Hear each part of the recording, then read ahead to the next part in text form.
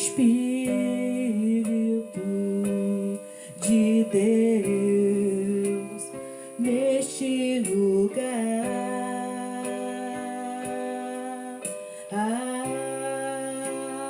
Com teu poder e tua graça, venha avivar.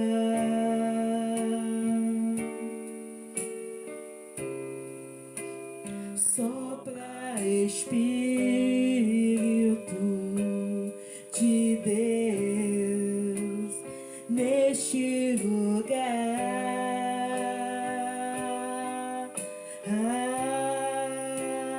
Com teu poder e tua graça, venha avivar.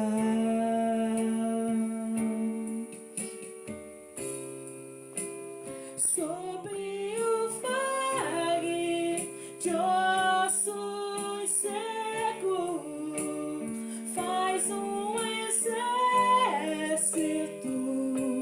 se levantar. Sobre as feridas não tratadas, vem restaurar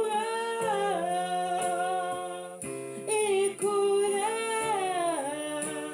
Sobre o vale de ossos secos, faz um exército se levantar. Sobre as feridas não tratadas, vem restaurar e curar.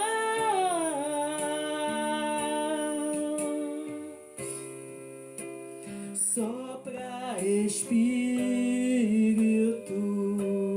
de Deus neste lugar.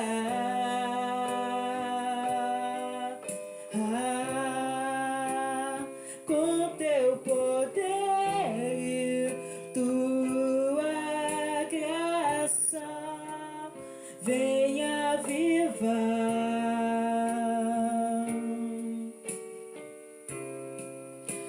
Sobre o vale de ossos secos, faz um exército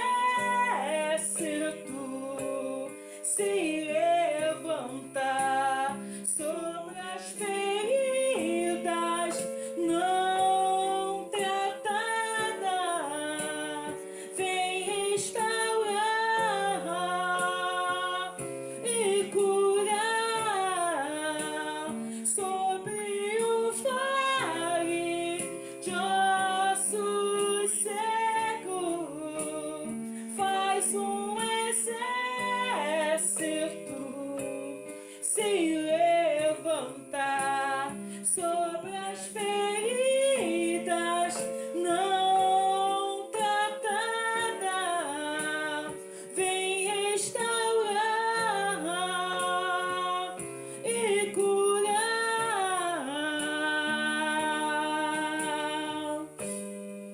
Sobre os nossos corações, Senhor, sobre todas as nações, Senhor, sobre toda a terra estende a tua glória. Ora vem, Senhor Jesus,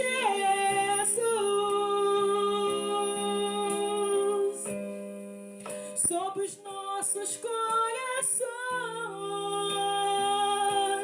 Vem, Senhor, sobre todas as nações. Vem, Senhor, sobre toda a terra estende a tua glória. Ora vem, Senhor Jesus. Ora vem, Senhor Jesus.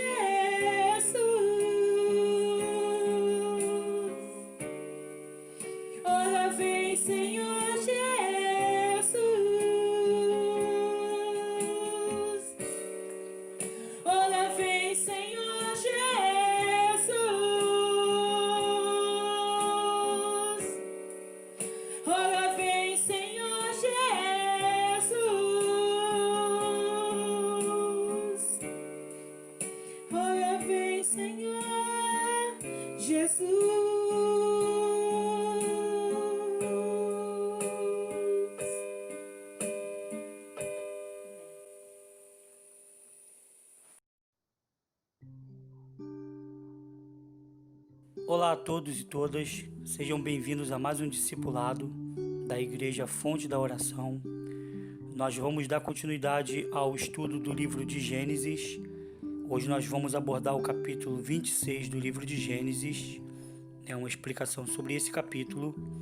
E esse capítulo, assim como o capítulo 27 do livro de Gênesis, vai levar o título O Equívoco das Decisões Impensadas. E essa é a parte 1, tá? Na semana que vem nós vamos abordar o capítulo 27, que será o equívoco das decisões impensadas, parte 2. Bom, antes de nós começarmos aqui a fazer a abordagem deste capítulo, vamos nos colocar na presença do Senhor Jesus e pedir a direção para Ele, porque somente Ele pode nos fazer ter o discernimento necessário para compreendermos a palavra dele. E o nosso Deus é o nosso grande mestre, o nosso grande professor e o nosso grande ensinador. Amém, meu irmão, minha irmã? Então feche teus olhos em nome do Senhor Jesus e vamos nos colocar diante do Senhor em nome de Jesus. Ó Senhor, amado Deus e querido Pai, é no nome do Senhor Jesus que nós nos apresentamos diante do Senhor para mais um estudo bíblico, e somente o Senhor pode nos dar a direção necessária, Senhor, necessária e eficaz para compreendermos a Tua palavra. Que o Senhor venha desde já preparar cada coração, cada alma, cada vida, Senhor, para receber essa mensagem. Que verdadeiramente seus servos possam ter a responsabilidade e o comprometimento de estudarem a Tua palavra, porque a Tua palavra diz que o cristão tem que aguardar a vinda do Senhor e estudar as Escrituras, Senhor. Meu Pai, então, que o Senhor possa dar, Senhor, entendimento, sabedoria, compreensão, para que possamos sair deste discipulado abençoados, meu Pai, pela compreensão da palavra do Senhor. Abençoa esse meu irmão e essa minha irmã que também ouvem a esse discipulado, que fazem parte de outras denominações, de outras igrejas, mas que verdadeiramente o Senhor possa derramar, meu Pai, a mesma bênção sobre a vida de cada pessoa, meu Pai. Nós colocamos esse discipulado, esse estudo em Tuas mãos, para a glória, louvor e honra do santo nome do Senhor, em nome do Senhor Jesus. Amém? Bom, vamos aqui a uma introdução para começarmos esses 2 capítulos aqui, que são de bastante simbologias, né? E eles mostram que alguns equívocos cometidos no passado, tá, tiveram consequências, tá? Hoje vamos fazer a abordagem apenas desse capítulo 26, porque temos bastante coisas para tratar, então vamos apenas nos debruçar sobre ele. Bom, começando aqui por uma introdução. Os 2 seguintes capítulos, né, que os capítulos que vamos abordar 26 e 27, né, mas começando hoje pelo 26. Então esses capítulos, né, são exemplos e símbolos de como mesmo homens e mulheres tementes a Deus estavam se desviando do justo caminho. A palavra de Deus é categórica quando afirma em Romanos 3:23, porque todos pecaram e destituídos estão da glória de Deus. Então, tanto esse capítulo 26 que vamos abordar hoje, quanto o capítulo 27 que vamos abordar semana que vem, eles são exemplos e símbolos de que os homens de Deus, mesmo os homens de Deus, né, os homens tementes ao Senhor e as mulheres tementes ao Senhor naquele período, estavam se desviando com algumas práticas que tiravam eles do justo caminho de Deus. E ainda assim, o Senhor usava de misericórdia, né? Porque o Senhor estava tentando formar uma nação que o servisse.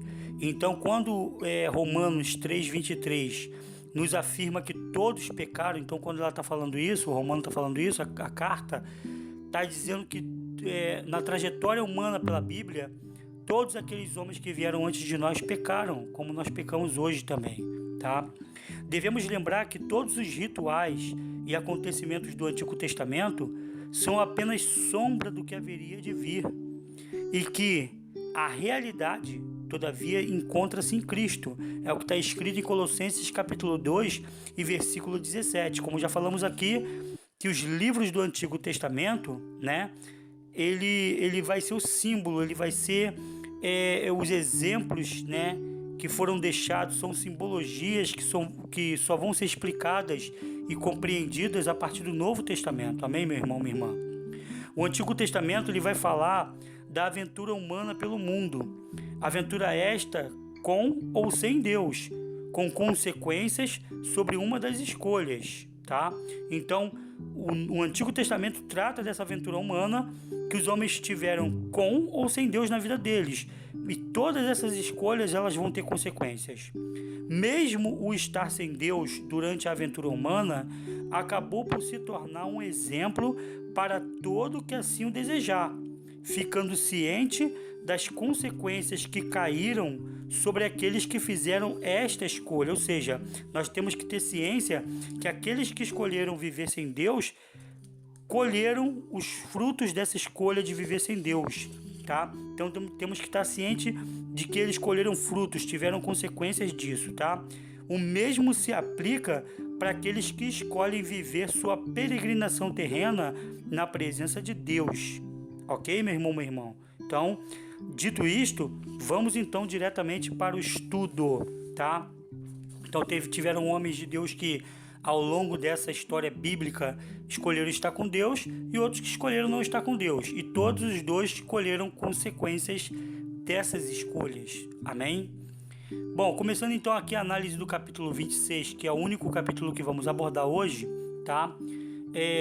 Do versículo 1 ao versículo 2, Isaac, filho de Abraão, enfrenta uma grande seca e escassez de alimentos na terra que Deus prometera a seu pai.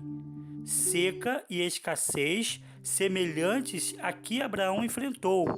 Então Isaac, nesse começo de capítulo 26, ele vai presenciar a seca vindo sobre a terra prometida que Deus, né, havia prometido a seu pai.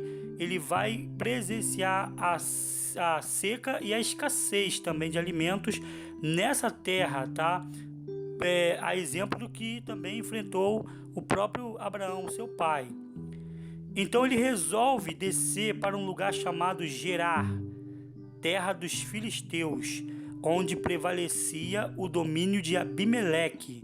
Vamos lembrar que quando falamos do rei Abimeleque, esse nome, essa pronúncia Abimeleque é um título real, como se fosse Vossa Majestade, como se fosse Faraó, é apenas um título real. A Bíblia King James não relata, mas provavelmente esse Abimeleque não deve ser o mesmo Abimeleque do tempo de Abraão, porque como Abraão já havia envelhecido, já havia passado muito tempo, Sara morreu e ele morreu de velhice, o primeiro Abimeleque provavelmente deveria ter morrido também. Esse aqui deveria ser algum descendente do rei que tinha assumido o trono real dos filisteus. E Isaac, por causa da seca e da escassez, vai descer para a cidade de Gerar, que fica na terra dos filisteus, onde esse rei é quem comanda, tá? O Senhor lhe aparece e ele vai pedir a Isaac que ele não desça a terra do Egito, mas que ele fique no lugar que o Senhor lhe indicasse. Uma observação aqui da nota de rodapé da King James, lá na página 80, número 1, com a abordagem do capítulo 26. Ela vai deixar claro que Deus não aprovava a ida de Isaac para Gerar, a terra dos filisteus. Tá? Então Deus não queria que Isaac saísse daquela terra que ele havia prometido para Abraão, tá? Ele não aprovou, né, segundo os estudos da King James, que Isaac se retirasse daquela terra para a terra dos filisteus. Afirma ainda que o Senhor deseja que confiemos de fato que ele nos sustenta e nos protege. Então Deus queria que Isaac permanecesse naquela terra prometida. Por quê?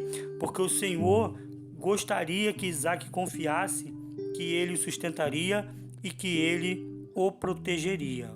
Ok, meu irmão?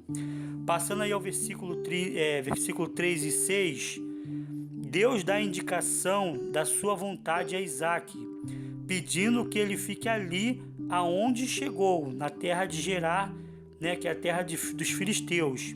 Então, já que Isaac havia se mudado para a terra de Gerar, né, Deus fala para ele, olha, vai mais a lugar nenhum não, para por aí, fica aí mesmo, na terra de Gerar, tá?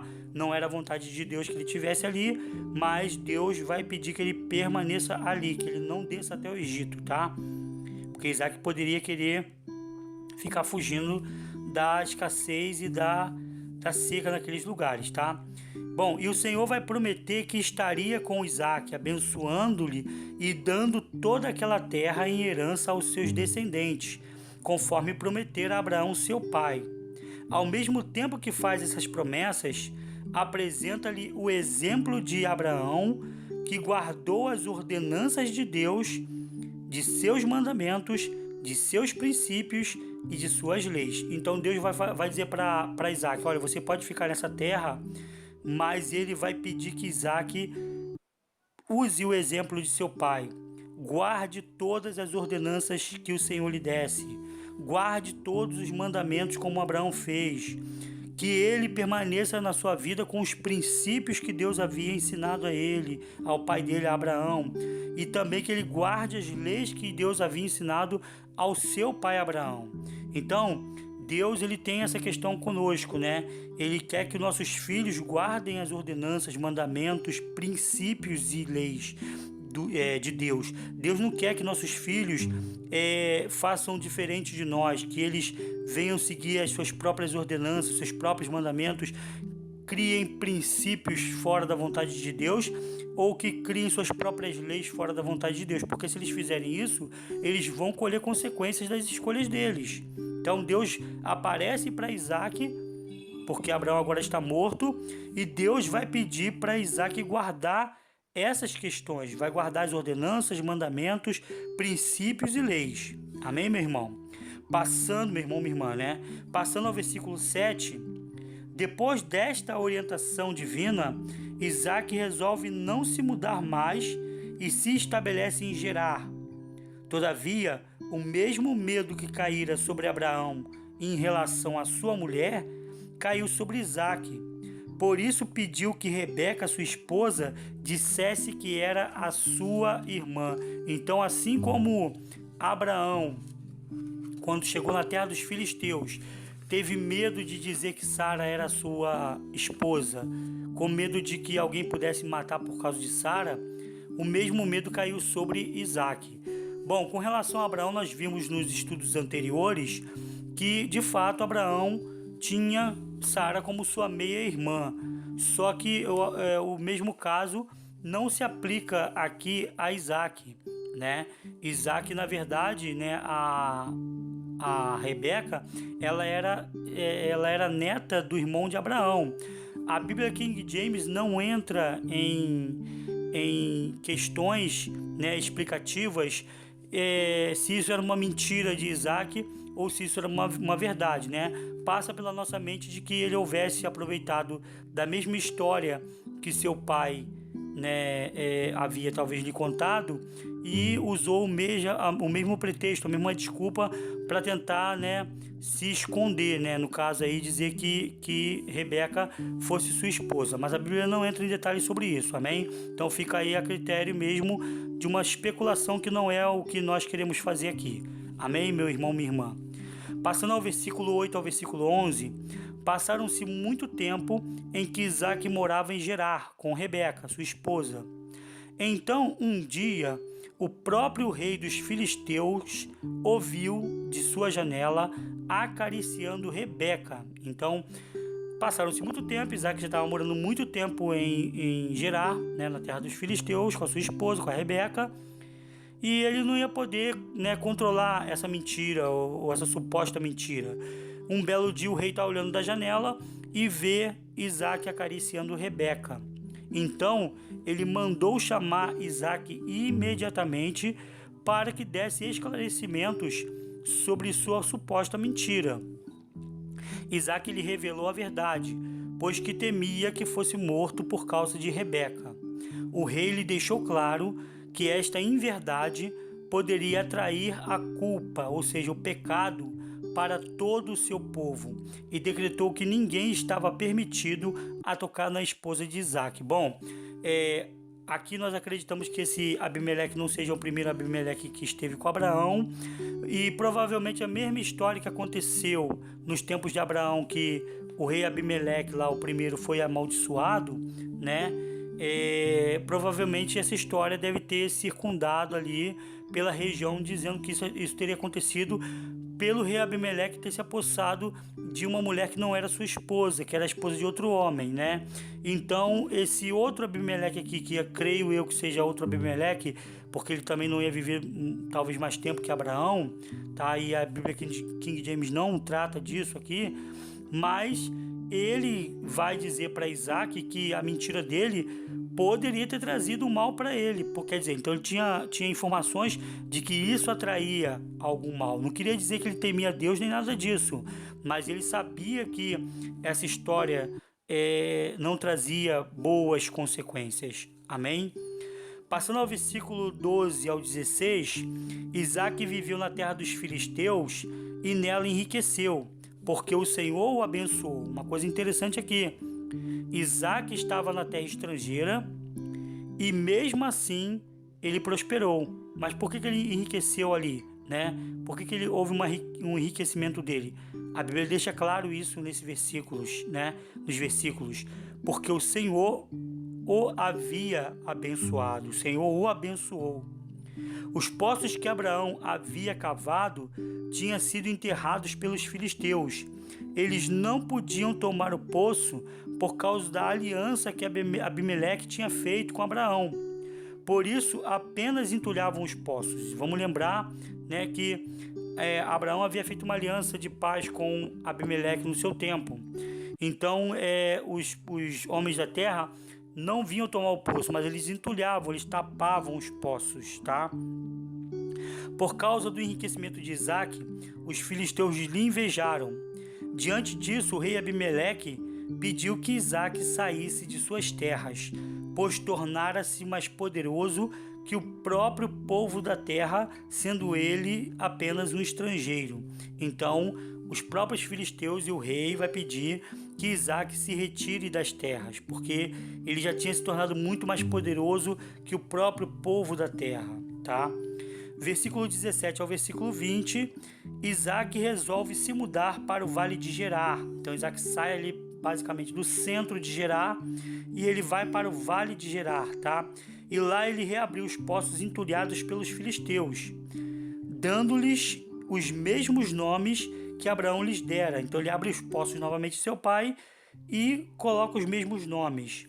Mas por causa desses poços reabertos, houve discussão com os pastores filisteus que alegavam ser deles toda aquela água. Por isso Isaac deu o nome de discussão para o poço, porquanto contenderam por causa dele. Então, como aquele poço gerou muita discórdia, muita discussão com os pastores dos filisteus, Isaac colocou o nome daquele poço de discussão, tá? Versículo 21 ao 22, os servos de Isaac abriram outro poço e novamente houve discussão com os filisteus. Este poço recebeu o nome de inimizade. Isaac então resolveu sair daquela localidade e foi para outro lugar do vale, onde abriu um novo poço. Então, novamente, Isaac vai com os seus servos abrir um novo poço e novamente esse poço cria discussão com os pastores que alegam que aquela água era deles. Então Isaac dá a esse poço um nome chamado inimizade, porque novamente houve contenda, tá? Bom, então Isaac sai daquela localidade ali do vale, vai para uma outra localidade do vale e nessa outra localidade do vale ele abre um novo poço. Então não houve discussão por causa desse novo poço. Por isso recebeu o nome de Reobote, ou seja, o que significa essa palavra, Reobote? Lugar espaçoso. Porque dizia Isaac, agora o Senhor nos abriu um bom espaço e prosperaremos nesta terra. Então você vê que Isaac deixou um exemplo para a gente muito bom aqui, que ele abre um poço, tem discussão. Abre outro poço, tem discussão. E ele vai para outro local para tentar recomeçar uma vida nova.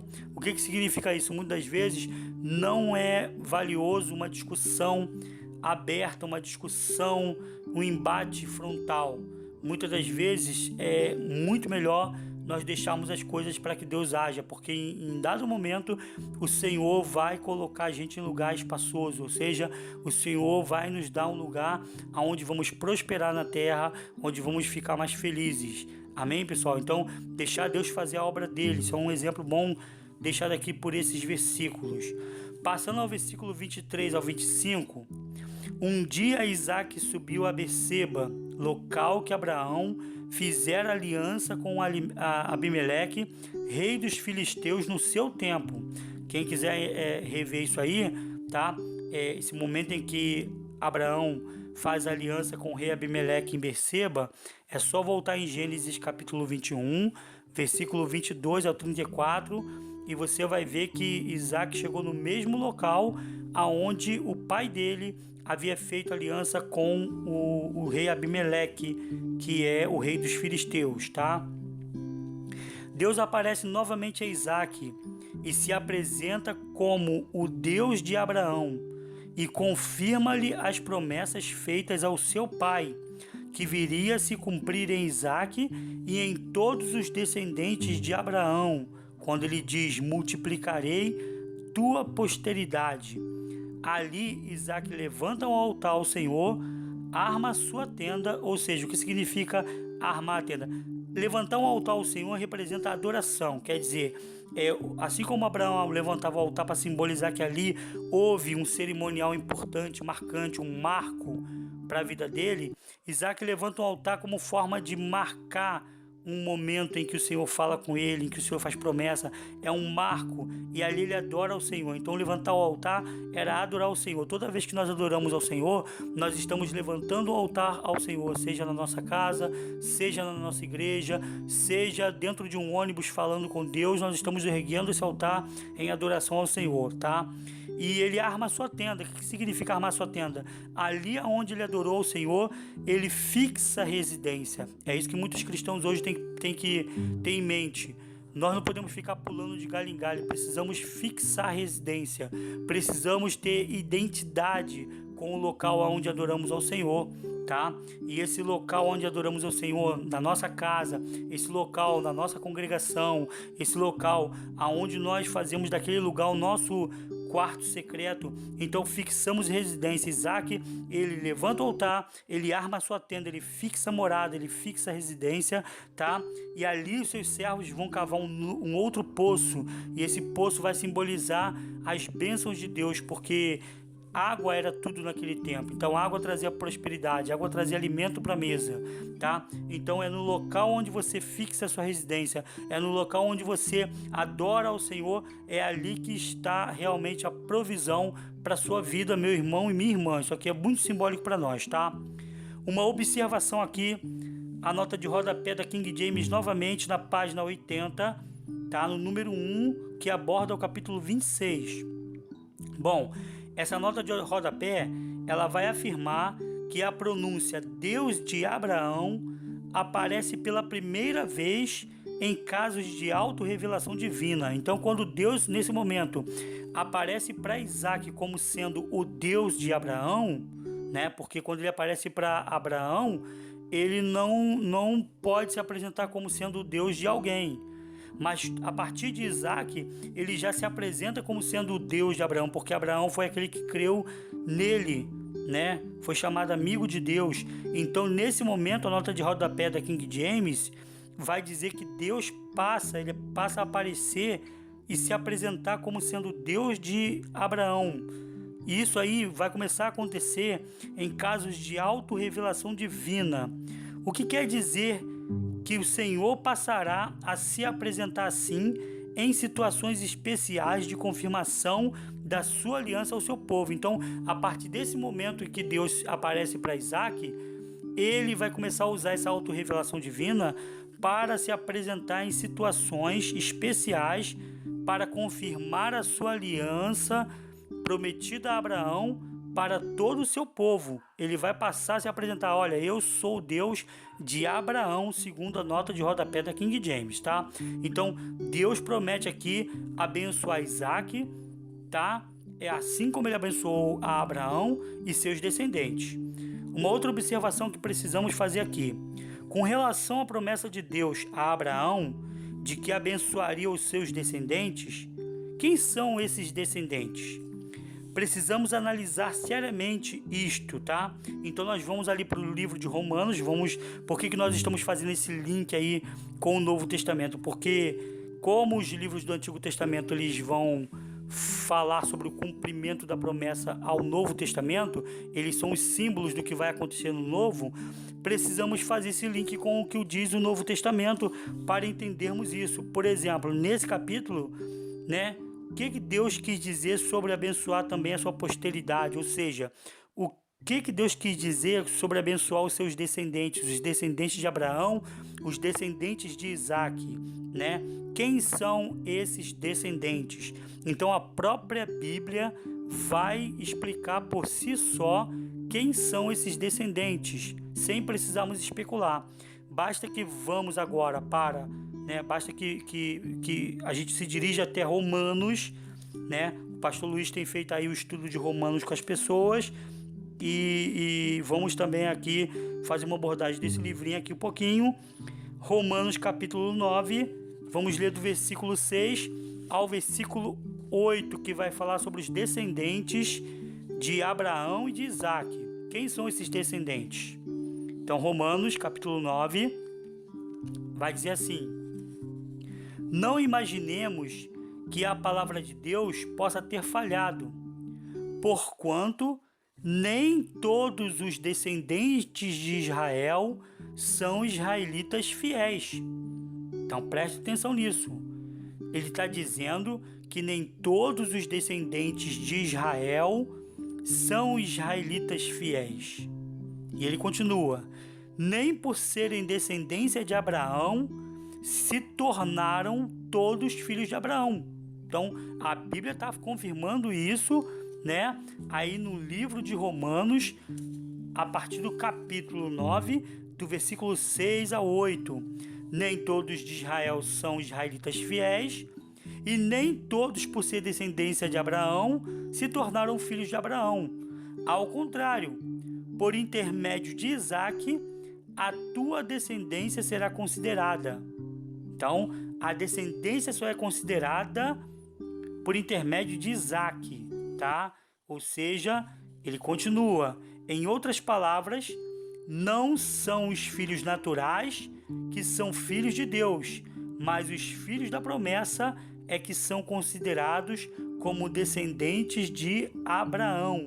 Então a Bíblia está confirmando aqui, Paulo falando em Romanos, ele está dizendo que quando ele fala de descendentes de Abraão, ele não está falando de descendentes naturais, ele não está falando de descendentes segundo a carne, ele não está falando de descendentes segundo a matéria, tá? Ele está falando de descendentes segundo aquilo que é espiritual.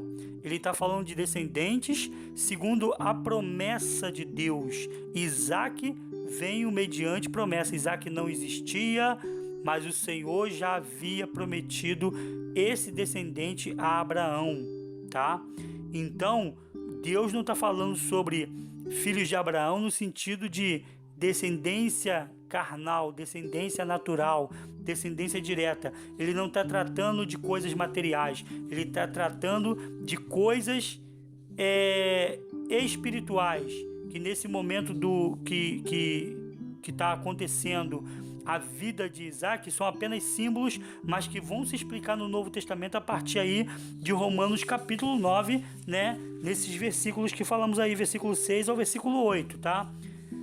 Isto é mais bem explicado em Gálatas capítulo 4, versículo 21 a 31. Agora, meu irmão, aqui em Gálatas 4, 21 ao 31, você vai compreender melhor a simbologia do que estava acontecendo em Gênesis, tá? Então passa ali para Gálatas capítulo 4, a partir do versículo 21 e 31, e vamos ler uma longa explanação de Paulo explicando o que a Bíblia quer dizer em Romanos tá?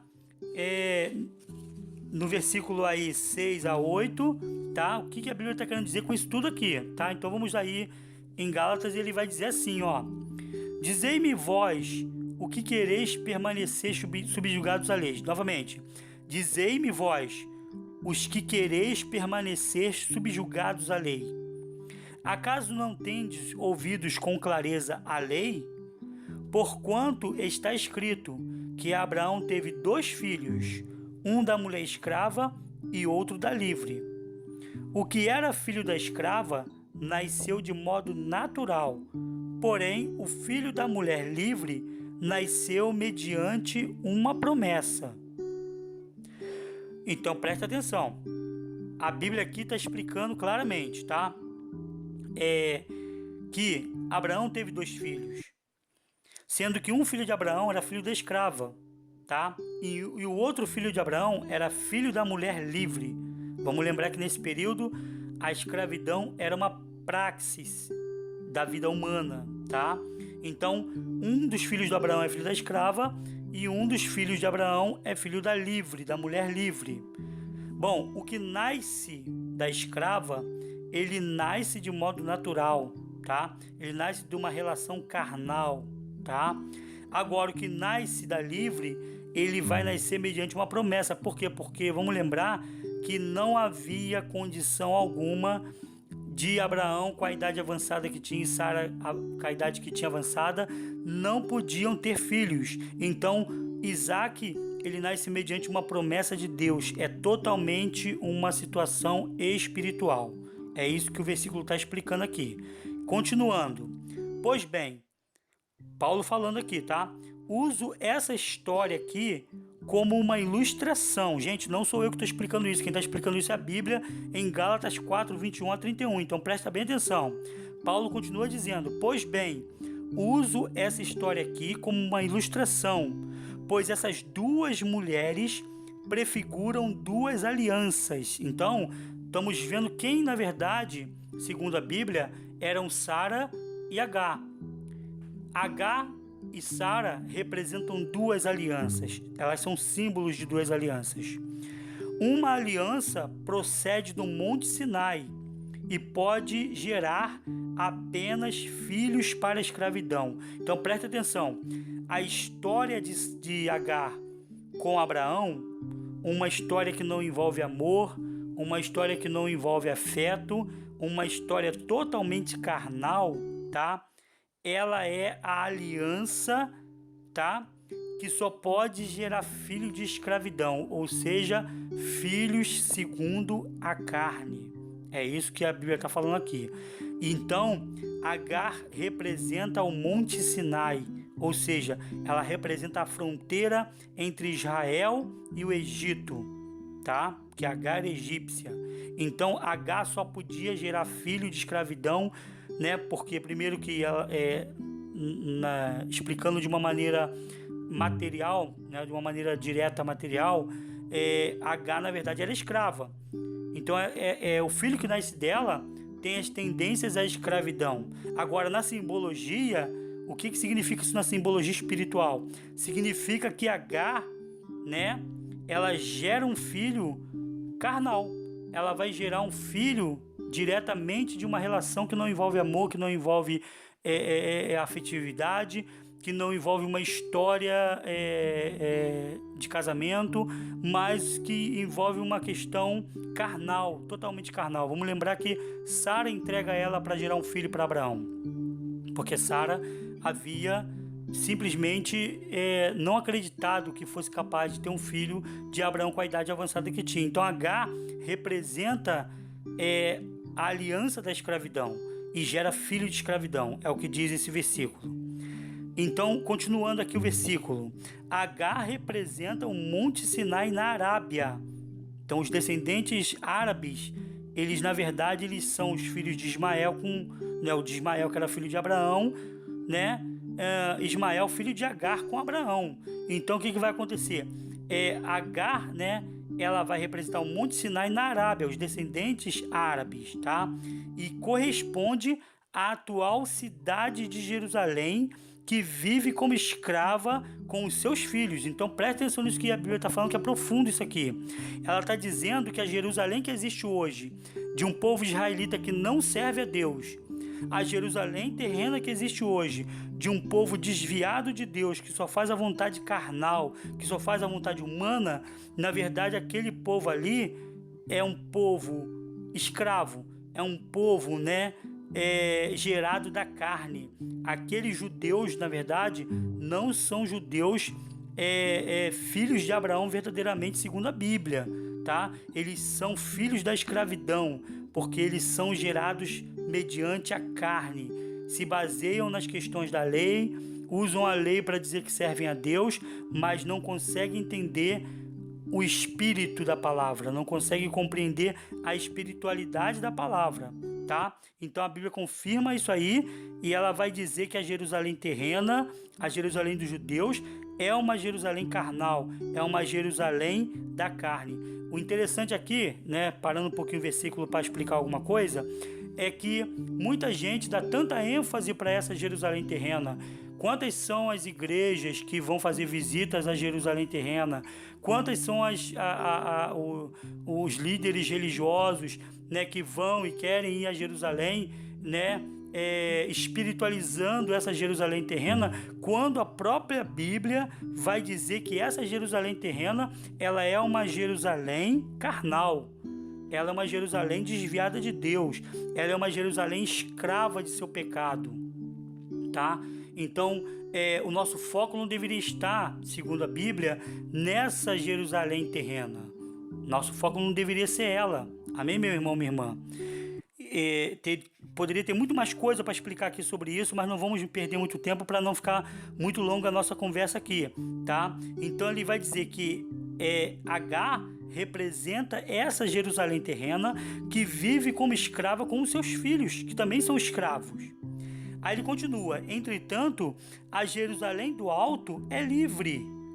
Quando ele fala da Jerusalém do alto, ele está falando sobre uma nova Jerusalém que desce do alto. Ou seja, muita gente usa isso como uma questão material de falar, mas não é. A nova Jerusalém que desce do alto é exatamente essa promessa de formação de um povo santo, de um povo que serve a Deus, de um povo que crê em Deus, de um povo que faz a vontade do Senhor. A nova Jerusalém está descendo do alto para aqueles que fazem a vontade de Deus. Então ele continua falando: entretanto, a Jerusalém do alto é livre, ela não é escrava, e esta é a nossa mãe. Tá vendo aí? Ou seja, em outras palavras, a Bíblia está falando: tira o teu olho da Jerusalém terrena, coloca o teu olho na Jerusalém eterna, coloca o teu olho na Jerusalém dos céus, porque é ela que é a nossa mãe, a nossa pátria. Quando ele fala em mãe, ele está dizendo que essa nova Jerusalém que desce do alto, essa condição de viver fazendo a vontade de Deus que desce do alto, essa é a nossa pátria. A nossa pátria é os céus. Amém, pessoal? Então, o que acontece? A Jerusalém que desce do alto é livre, é para os filhos que são livres. Ela é a nossa mãe, ela é a nossa pátria. Continuando: pois está escrito: alegra-te, ó estéril, tu que não davas à luz, irrompe em brados de júbilo, tu que não passastes pelas dores do parto, pois os filhos da mulher abandonada são mais numerosos do que os daquela que tem marido. Esses versículos estão falando um pouco sobre Sara e um pouco sobre a Jerusalém do céu, Ou seja, Sara era a estéril que não podia dar luz. Ela era triste por isso, tá? Mas agora a Bíblia está falando: alegra-te, sorria, porque você não passou pela dor de partos, só que os seus filhos serão mais numerosos, Os seus filhos verdadeiros, filhos livres serão numerosos, tá? Então ele está falando que, também de uma forma espiritual, que a Jerusalém do céu não estava gerando filhos, mas que ela geraria filhos, ela geraria verdadeiros filhos para Deus. É isso que diz esses versos que estão aqui colocados. Bom, continuando aqui então o versículo: assim, vós, irmãos, sois filhos da promessa. Preste atenção nisso. A Bíblia está falando para aquele povo lá de Gálatas e está falando para nós nos dias atuais. Assim, vós, irmãos, sois filho da promessa. Nós não somos filhos da escravidão, não. Nós não somos filhos da Jerusalém terrena. Nós não somos descendências de Agar, tá? Criados segundo a carne, criados segundo a vontade humana, mas segundo a vontade de Deus. Então ele fala o versículo: assim vós, irmãos, sois filhos da promessa, tá? A semelhança de Isaque. No entanto, assim como naquele tempo o que nasceu de modo natural perseguia o que nasceu segundo o Espírito, assim também acontece nos dias de hoje. Então preste atenção, todo aquele que é nascido de Deus, todo aquele que verdadeiramente é filho da promessa, todo aquele que não é segundo o natural, que não é segundo a carne, ele vai ser perseguido por aqueles que se dizem que são de Deus e não são. Isso é uma coisa certa que vai acontecer.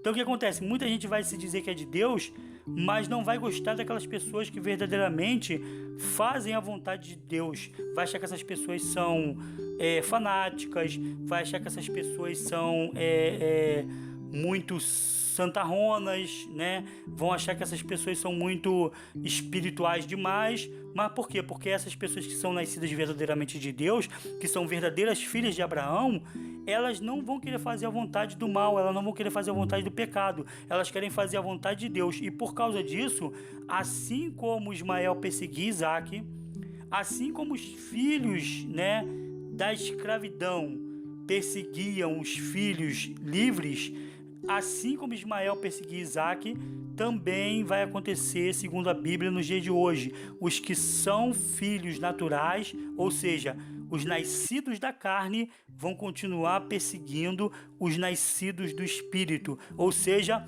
os supostos filhos de Abraão vão continuar perseguindo os verdadeiros filhos de Abraão, que são aqueles que são nascidos do Espírito, que fazem a vontade de Deus. Continuando o versículo: contudo, o que nos revela a Escritura? O que ela nos revela? Mande embora a escrava e seu filho, porque o filho da escrava jamais será herdeiro com o filho da livre. Então preste atenção nisso.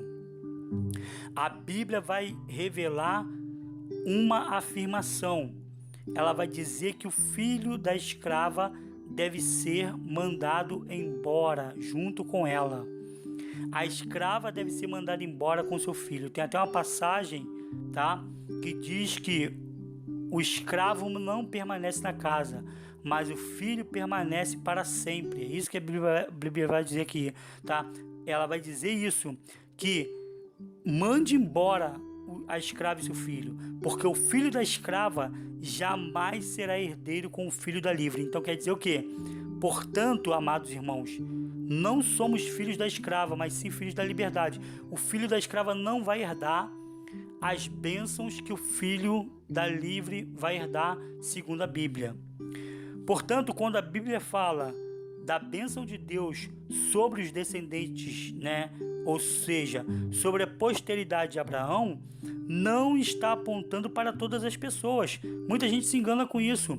Muita gente acha que Deus está falando de abençoar e está falando que vai abençoar todo mundo. Não é isso que está falando. Deus vai abençoar os descendentes de Abraão.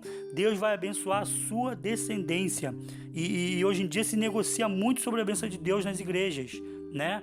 Como se isso fosse uma coisa para todas as pessoas, mas nem todas as pessoas são filhos de Abraão. Como que a bênção vai ser para todos? Nem todos que estão dentro da congregação, estou falando da congregação do modo geral, nem todos que estão dentro da congregação são de fato filhos de Abraão. Como que todos vão ser abençoados de maneira igual? Não é isso que a Bíblia diz, não é isso que nós estamos lendo aqui, tá? Então, não está, ou seja, quando Deus fala de bênção aqui, não está apontando para aqueles que vivem segundo a lei, ou seja, segundo a letra, mas segundo o Espírito. Quando Deus fala de bênção, ele não está apontando para aqueles que vivem segundo a carne, mas segundo a vontade de Deus. Quando Deus fala de bênção aqui, ele não está apontando para aqueles que vivem como escravos do mundo, mas para aqueles que vivem como libertos, porque foram libertados por Cristo, por fazerem a vontade dele. Então, quando Deus fala dessa bênção, Deus está falando sobre isso. Está falando sobre essa bênção eterna, né? para os descendentes de Abraão, uma bênção que vai durar para sempre, e não para todas as pessoas, não para aqueles que são nascidos da carne. O versículo 26 ao 33, ele vai abordar o seguinte: após essas coisas, Abimeleque, rei dos filisteus, sobe a Berseba para propor aliança com Isaque. Isaque alega que for expulso por ele e pelo seu povo, e pergunta o que ele queria. O rei dos filisteus reconhece a presença de Deus na vida de Isaque e propõe-lhe uma aliança de paz. Então Abimeleque sobe até Berseba, vai falar com Isaque. Isaque pergunta o que ele queria, porque ele tinha sido expulso de lá, e o rei vai se dobrar, ele vai dizer: olha, eu reconheço que o Senhor está na sua vida, e eu vim fazer uma aliança de paz com você. Isaque então concede um banquete ao rei e a sua comitiva, e de madrugada os dois trocam juramentos de paz. Assim o rei vai e parte para a sua terra. Neste mesmo dia, os servos de Isaque relatam que abriram um novo poço. Esse poço recebe o nome de Juramento, e vai confirmar também, o nome da própria cidade, Berseba. Ou seja, Berseba, segundo nós lemos nos capítulos anteriores, chama-se Fonte dos Sete Juramentos. Ou seja, exatamente no local onde Abraão tinha feito aliança com o rei Abimeleque, acreditamos que seja um outro rei Abimeleque, naquele mesmo local também Isaque faz juramento a um outro, talvez um outro rei Abimeleque. A Bíblia não fala sobre isso, mas acredito que o rei Abimeleque não tenha vivido mais tempo que Abraão, tá? Então ele faz juramento ali ao rei Abimeleque também, no mesmo local, na fonte dos sete juramentos, ou seja, na cidade de Berseba. O versículo 34 ao 35: contrariando toda a tradição deixada por Abraão de não fazer casamentos mistos com o povo cananeu, Esaú, filho mais velho de Isaque, toma duas esposas hititas. Essas duas mulheres se tornaram uma grande amargura para Isaque e Rebeca. Então, Esaú, ele vai burlar uma tradição que Abraão tinha pedido que ficasse, que não se tomasse, mulheres, esposas cananeias para a sua descendência. Tanto que quando ele quis casar Isaque, ele buscou Rebeca na sua parentela, mas Esaú, filho de Isaque, vai tomar duas mulheres hititas, e essas duas mulheres que são cananeias vão ser amargura para a vida de Isaque e de Rebeca. Amém? Aqui nós demos por encerrado então a abordagem desse capítulo 26 e passamos às lições deixadas por esse capítulo no livro de Gênesis. Vamos ver então quais são as lições mais importantes. Tem muitas outras, mas vamos ver o que chamou mais a nossa atenção nesse estudo. Quais são as lições deixadas? Bom, primeiro, devemos confiar mais quando Deus nos faz recomendações, mesmo se passarmos por aflições ou dificuldades nos lugares que Deus prometeu nos abençoar. Devemos manter a confiança de que Ele, o Senhor, cuida de nós e nos protege, e que, segundo as suas promessas, não retirará sua mão provedora do seu povo. Isaque se retira da terra prometida por Deus, indo para Gerar, terra dos filisteus. Trouxe dificuldades e confusões para a sua vida, ainda que o Senhor tenha cuidado dele. Então, nós devemos ter mais confiança em Deus. Quando Deus nos dá a direção, às vezes queremos tomar uma atitude e Deus fala: não faz isso. Às vezes nós queremos sair de um lugar para o outro, Deus fala: não, fica aí, eu vou ser com você. Às vezes está difícil ficar naquele local, mas Deus fala: fica. Às vezes é um emprego, às vezes é um terreno, é um local, às vezes um trabalho que você não aguenta mais ficar lá, mas Deus fala: fica aí que eu vou te abençoar, fica aí que eu vou ser com você, eu vou, meu nome será glorificado através de você nesse local. E muitas das vezes queremos tomar atitude precipitada, indo para onde nosso coração quer nos levar. Isaque não ficou na terra que Deus havia prometido a Abraão, foi para a terra dos filisteus, e lá ele trouxe muitos problemas. Os homens haviam entulhado os poços do seu pai, haviam discórdias, haviam contendas, ele vivia em temor de que algo pudesse lhe acontecer. Então fica esse exemplo aqui de que nós devemos dar mais ouvidos às recomendações do Senhor quando nos dá essa direção de permanecermos no local que Ele nos colocou. Às vezes no ministério, às vezes, num setor da igreja, seja num grupo de louvor, seja fazendo algum trabalho burocrático para a igreja, mas se o Senhor nos colocou ali, devemos confiar que Ele será conosco. Amém, pessoal? Bom, outra coisa aqui, outra lição. A bênção de Deus não está destinada a todas as pessoas. Precisamos parar de pensar isso, tá? Fica aí muitas das vezes vendo a situação em que a bênção de Deus ela é negociada, ela é aí colocada como que em banca de camelôs, né? Nada contra os camelôs, mas parece que está tudo à banca para todas as pessoas, está disponível para todos. Não está. Quando falamos de bênção de Deus, estamos falando da plenitude da bênção de Deus, que envolve a salvação plena da alma. Então muita gente pensa que a bênção de Deus é só ganhar alguma coisa material, é só adquirir benefícios materiais, televisão, carro, casa, né? Mas a verdadeira bênção de Deus é a salvação plena da alma. Deus está interessado, Ele não está interessado em dar coisas para as pessoas apenas, tá? A maior meta de Deus não é prosperar materialmente a nossa vida. Ele nos dá essas coisas porque sabe que a nossa vida terrena necessita do material para sobrevivência. Ninguém está aqui contra ter casa, ter carro, ter equipamentos, né? Nós utilizamos muitos equipamentos que é bom até para a obra de Deus, mas não é nisso que nosso coração tem que estar. A grande bênção de Deus está ligada à nossa salvação, a salvação plena da alma do ser humano. Deus, quando traz alguém à igreja, Deus, quando faz algum tipo de trabalho espiritual na igreja, ou na rua, ou nas praças, ou nas casas, a grande meta de Deus é salvar aquelas almas que estão ali. A grande meta de Deus é que aquelas pessoas um dia, quando morrerem fisicamente, elas possam ir morar com Ele, ela possa ir para Jerusalém Celestial, para a pátria, para a nossa pátria celestial, para Jerusalém Celestial, que é a nossa mãe, segundo a Bíblia, o que nós lemos nos versículos atrás. Então, a bênção, quando falamos em bênção de Deus que não está disponível a todos, é a salvação plena da alma. Deus oferece salvação a todos, mas nem todos querem essa salvação porque rejeitam ela, tá? Porque ela tem um preço a ser pago. Então, quando falamos de bênção que não está disponível a todos, é a salvação da alma. Sentimentos como felicidade interior e certeza de que, em breve, se estará no lugar de gozo e alegria plenas, são sintomas desta bênção, da bênção da salvação. São sintomas que aparecem no verdadeiro cristão, que vê o acúmulo de vantagens e riquezas neste mundo terreno como futilidades e vaidades passageiras. O cristão não tem apego a essas coisas, o cristão verdadeiro. Para ele, todas essas coisas, casa, carro, tudo isso, ele usa para sua assistência terrena, mas ele sabe que são futilidades que logo vão passar. O que importa para ele, na verdade, o que é? O maior valor está em ter Deus como Pai e agradar-lhe sempre, como um filho amado, a exemplo de Jesus. Essa é a vontade do verdadeiro cristão. Isso é um exemplo deixado aqui para nós nesse capítulo.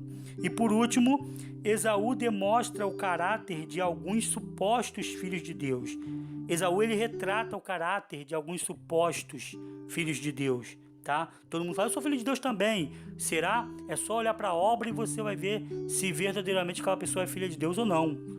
Se quer ter certeza se uma pessoa é filha de Deus ou não, basta olhar para a obra daquela pessoa, como ela vive a vida dela com Deus, como ela vive a vida dela com outros seres humanos, tá? Esaú demonstra esse caráter de um suposto filho de Deus, que desejava herdar as bênçãos do Senhor, sem contudo demonstrar desejo ou atitude de lhe agradar. Esaú não queria agradar a Deus, ele queria as bênçãos, mas ele não queria agradar a Deus.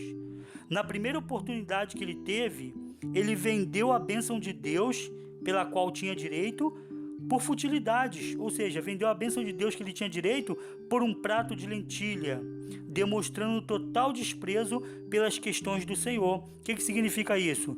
Significa que é aquela pessoa que troca todo o seu progresso espiritual por besteiras na terra, né?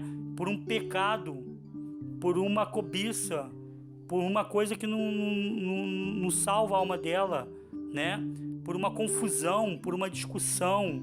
Ela destrói toda a graça de Deus, ela destrói toda a bênção de Deus sobre a vida dela por uma futilidade, por uma besteira. Às vezes vai na igreja, acaba de sair de um culto abençoado, chega em casa, quebra o pau com a família, quer dizer, destrói tudo de bom que recebeu por uma futilidade, tá? Troca a bênção de Deus por uma futilidade.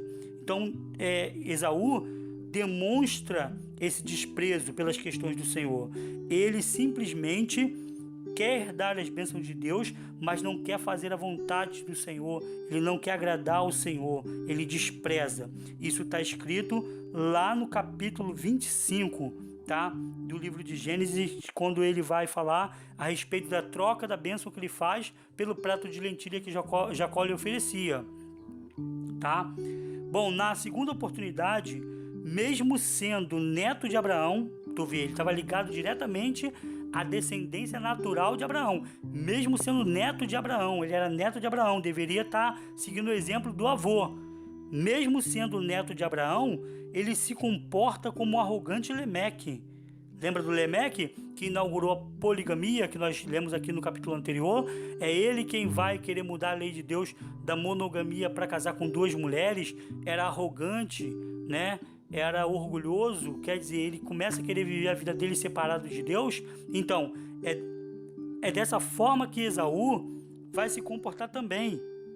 Ele se comporta não como neto de Abraão, mas ele se comporta como arrogante Lemeque, tomando de maneira igual duas esposas, que ainda por cima, além de pegar duas esposas, duas mulheres como esposa, ainda por cima elas eram cananeias, né? Abraão não queria que o seu filho Isaque casasse com mulheres daquela terra, mas Esaú, seu neto, pega duas mulheres cananeias para ser esposa. Ou seja, o que significa essas mulheres cananeias? Significam mulheres incrédulas, mulheres que não têm Deus, que não têm temor de Deus, mulher que quer seguir a vontade da carne, mulher que não quer fazer a vontade de Deus. Ele pega essas duas mulheres e, segundo a Bíblia, essas duas mulheres que ele toma como esposas, são a amargura de seus pais. Então precisamos pensar nisso, filhos e filhas. Seguir a lei de Deus para não trazer para a vida de vocês pessoas ou coisas ou situações que se tornem a amargura dos pais de vocês. Então fica aqui a nossa reflexão no dia de hoje. Vamos meditar sobre tudo que foi falado. Qualquer pergunta pode mandar um zap para nós, né? E nós vamos tentar responder qualquer dúvida que tivermos aí dos nossos queridos irmãos e irmãs em Cristo, amém? Feche teus olhos em nome do Senhor Jesus e vamos agradecer ao Senhor por esse estudo de hoje. Ó Deus amado e Pai querido, muito obrigado pela direção que o Senhor nos deu nesse dia, muito obrigado pelas sábias palavras que só poderiam vir mesmo do Teu trono. Nada disso é humano, Senhor, nada disso pertence a nós, nada disso somos nós que fazemos. É o Senhor quem nos dá essa condição de falarmos mediante o Teu Espírito, é o Senhor quem fala conosco. Mesmo eu que estou aqui como porta-voz do Senhor, aprendi muito com esse estudo de hoje, aprendi muito com esse discipulado maravilhoso que o Senhor nos dá. Gostamos e nos deleitamos ao sentar diante de Ti, Senhor. A sentar ao redor da Tua mesa, ao sentar ao redor do Senhor, para ouvir essas palavras, para ouvir esses ensinamentos. Meu Pai, que possamos, Senhor, nos saciar com a Sua mensagem, a Tua palavra, e que possamos verdadeiramente ter o nosso coração cheio da Tua presença, e que venhamos a nos tornar verdadeiros filhos de Abraão, Senhor. Sim, filhos que não vivem segundo a carne, filhos que não são filhos de escrava, que não são escravos, que não vivem segundo a Jerusalém terrena, mas que vivem segundo a Jerusalém do alto, a nossa pátria, a nossa mãe, filhos que vivem segundo a vontade do Senhor e que fazem a vontade do Senhor e que agradam ao Senhor.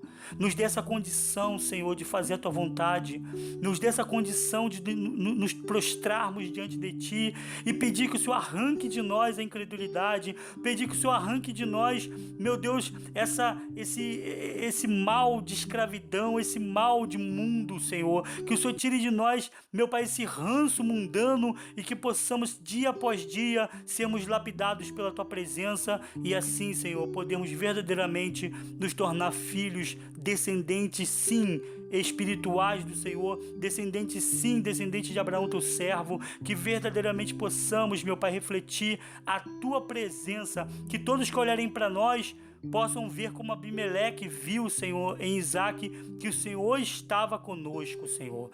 Meu Pai, receba a nossa vida, receba cada discipulando, cada discipulanda, receba cada mulher que quer se tornar filha de Abraão, receba cada criança, cada adolescente, cada homem, cada idoso que quer se tornar filho de Abraão, sim, Senhor, que simboliza verdadeiros servos de Deus, Senhor. Nós colocamos esse estudo em Tuas mãos e Te agradecemos muitíssimo pelos ensinamentos de hoje. Nós Te louvamos desde já e Te agradecemos em nome do Senhor Jesus. Meu irmão e minha irmã, que Deus abençoe a vida de cada um de vocês, dos familiares e de todos que se debruçaram diante desse estudo maravilhoso. Nós louvamos o nome do Senhor por tudo que foi feito nesse dia de hoje e entregamos nas mãos dele a cada vida, a cada pessoa, a cada alma. Que você continue fazendo a leitura dos próximos capítulos de Gênesis, capítulo 27, capítulo 28, e voltamos na próxima semana, na próxima quinta, com mais um Discipulados. Muito obrigado pela presença de todos, nós agradecemos em nome do Senhor Jesus.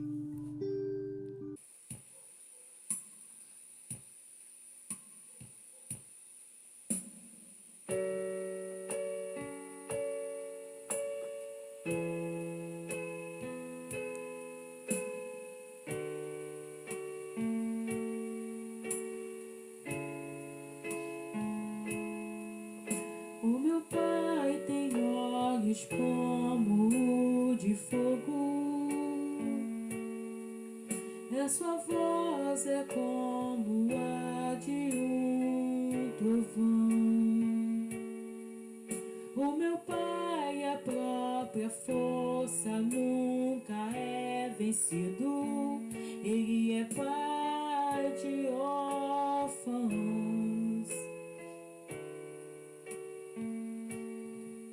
Seu banquete está posto para quem o recebe, e o caminho é estreito, mas a porta está aberta. Ele guia todos os meus passos. Ele é pai de amor.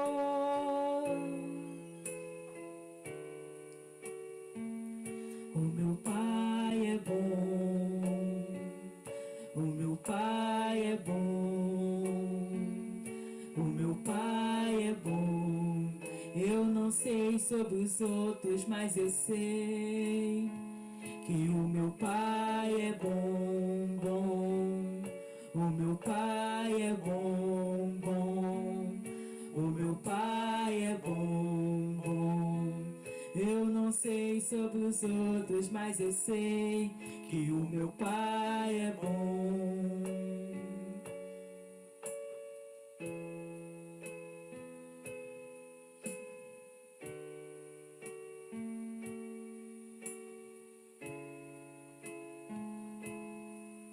Seu banquete está posto para quem o recebe, e o caminho é estreito, mas a porta está aberta.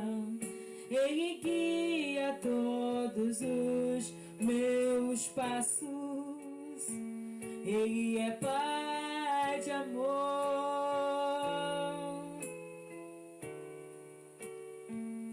O meu pai é bom, bom. O meu pai é bom, bom. O meu pai é bom, bom. Eu não sei sobre os outros, mas eu sei que o meu pai é bom, bom. O meu pai é bom, bom. O meu pai é bom, bom. Eu não sei sobre os outros, mas eu sei que o meu pai é bom.